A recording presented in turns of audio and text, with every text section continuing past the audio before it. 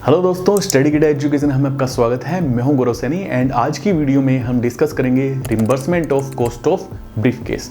इससे जो last video थी हमने डिस्कस किया था कि आप स्पेक्स के जो पैसे हैं वो कैसे रिम्बर्स करा सकते हैं, तो उसको आप जरूर देखना पहले एंड इस वीडियो को भी जरूर देखें, लाइक करें, शेयर करें एंड सब्सक्राइब करें अपने सभी साथियों के साथ। ठीक है, तो सबसे पहले तो हम रेलवे बोर्ड का एक रेलवे मिनिस्ट्री का लेटर है 2019 में आया था कि कौन कौन एलिजिबल है रिम्बर्समेंट ऑफ ब्रीफकेस के लिए एंड कितना अमाउंट आप ले सकते हैं। ठीक है, तो सबसे पहले तो वो लेटर डिस्कस करेंगे।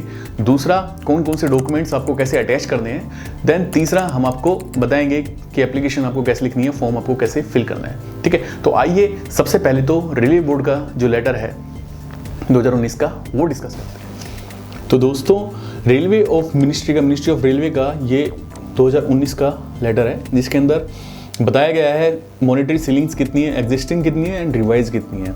ठीक है, तो देखो ये board of members apex level पे सबसे ऊपर जो लेवल है डीजी, इनको 10,000 रुपये तक ये रिमर्स करा सकते हैं and once in a 3 year. ठीक है, तो 3 साल में हम एक बार ही जो कॉस्ट ऑफ ब्रीफकेस रिमर्स करा सकते हैं। देन उसके बाद में एडवाइज़र, पीडी, एचए ग्रेड और इक्विवेलेंट वो 8,000 तक करा सकते हैं। Then joint secretary, executive directors और इक्विवेलेंट्स 6500 रुपये and directors, joint directors, PSO, senior PPS वो 5,000 रुपये तक एंड अंडर सेक्रेटरी पीपीएस वो 4,000 रुपये तक और सेक्शन ऑफिसर, पीएस और इक्विवेलेंट, ठीक है, वो 4,000 रुपये तक क्लेम कर सकते हैं।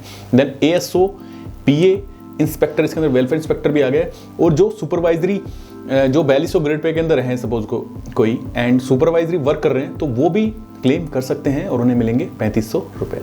ठीक है, एंड इसके अंदर देखो क्या क्या बात लिखी हुई है कि जो भी आपका जो प्रॉपर बिल होगा उसका इनवॉइस प्रॉपर नंबर होना चाहिए, जीएसटी नंबर होना चाहिए, बुक नंबर, इनवॉइस नंबर वो सब होना चाहिए और जो उसका एड्रेस भी मेंशन होना चाहिए जिस शॉप से आप बाय कर रहे हैं। ठीक है, और जो बिल होता है वो आपके नाम पे होना चाहिए। ठीक है, आर्टिकल का नाम भी होना चाहिए एंड आपका नाम होना चाहिए बिल पे क्लियरली। ठीक है, तो ये सारी चीज़ें हमने इस लेटर में डिस्कस कर ली हैं। और इसके अंदर एक बात और लिखी हुई है कि देखो ये लिखा हुआ है कि 3 year from the date of issue of earlier one. ठीक है, तो इस बात को ध्यान रखें। तो ये लेटर हमने जो था रेलवे बोर्ड का, रेलवे मिनिस्ट्री ऑफ रेलवे का, वो हमने डिस्कस कर लिया है।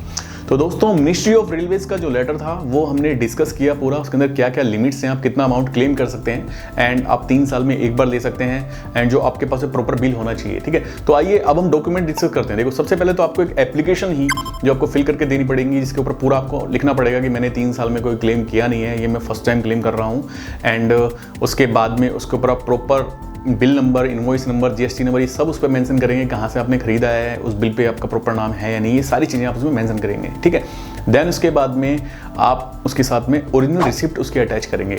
सपोज आप अमेजन से खरीद रहे हैं तो अमेजन से सिंपली उसकी जो बिल की इनवॉइस पूरी निकल जाती है और प्रॉपर रहती है तो वो उसकी एप्लीकेशन लगा देंगे, या फिर किसी आप शॉप से भी खरीद रहे हो तो उसका बिल है वो प्रॉपर होना चाहिए। ठीक है, तो वो उसके साथ अटैच कर देना। तो ये दोनों डॉक्यूमेंट्स आपको लगाने पड़ेंगे रिम्बर्स कराने के लिए कॉस्ट ऑफ ब्रीफकेस। ठीक है, तो आइए अब देखते हैं हम फॉर्म फिलिंग का प्रोसेस। आपको फॉर्म कैसे फिल करना है मैं फॉर्म भी दिखा देता हूँ आपको और एक एप्लीकेशन जो मैंने लिखी थी तो वो एप्लीकेशन, ठीक है, एंड ओरिजिनल रिसिप्ट तो आप अटैच कर ही देंगे। ठीक है, तो आइए देखते हैं फॉर्म फिलिंग का प्रोसेस। तो दोस्तों, ये विजयवाड़ा डिवीज़न का जो फॉर्म है वो मैंने खोला हुआ है। ठीक है, इसके अंदर आप चेंज कर सकते हैं, आप इसको अपने तरीके से फॉर्मेट में बना सकते हैं। देखो सबसे पहले तो इसके अंदर क्या लिखा हुआ है, यहाँ पे फ्रॉम हो गया, देन उसके बाद में नेम हो गया, डेजिग्नेशन हो गया, पीएफ, बिल यूनिट, देन इसके बाद में यहाँ जैसे आप पर्सनल डिपार्टमेंट में आप देंगे तो यहाँ पे आप लिख सकते हैं डीआरएमपी। ठीक है, request of amount of briefcase, ये सारे जो लेटर्स हैं रेफरेंस के वो लेटर्स के अंदर आ गए। देन इसके बाद में आप किस तरीके से वर्किंग एज ए एंड ये सारी चीज़ें आ गई यहाँ पे। एनक्लोजर में आप लिख देंगे कि मैंने जो बिल है उसके साथ लगा दिया है। ठीक है, तो ये सारी डिटेल्स आ गई उसके साथ, पूरा फॉर्म फिल हो गया। ठीक है, एक एप्लीकेशन जो मैंने लिखी थी मैं आपको दिखाता हूँ। ये मैंने 7 फरवरी को लिखी थी ये एप्लीकेशन एंड इसके अंदर देखिए सबसे पहले मैंने डीआरएमपी को उसको एड्रेस किया था, reimbursement of cost of briefcase हो गया एज पर एलिजिबिलिटी।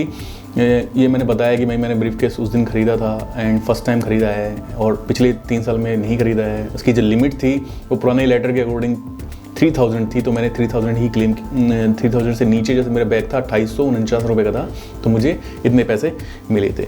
ठीक है, ओरिजिनल रिसिप्ट मैंने इसके साथ में अटैच कर दी थी एंड परचेज फर्स्ट टाइम आ गया यहाँ पे। देखो डेट ऑफ बिल आ गया, बिल नंबर आ गया और शॉप नंबर आ गया। तो ये पूरी एप्लीकेशन मैंने फिल की थी और उसके साथ अटैच कर दिया थी, ओरिजिनल रिसिप्ट एंड फॉर्म मैंने सबमिट कर दिया था SBF सेक्शन में। हाँ जी दोस्तों, तो ये वीडियो यहीं समाप्त होती है। इस वीडियो के अंदर हमने डिस्कस किया रेलवे ऑफ मिनिस्ट्री का जो लेटर था कि इसके अंदर कितनी लिमिट्स हैं, वो सारी चीज़ें हमने डिस्कस करी।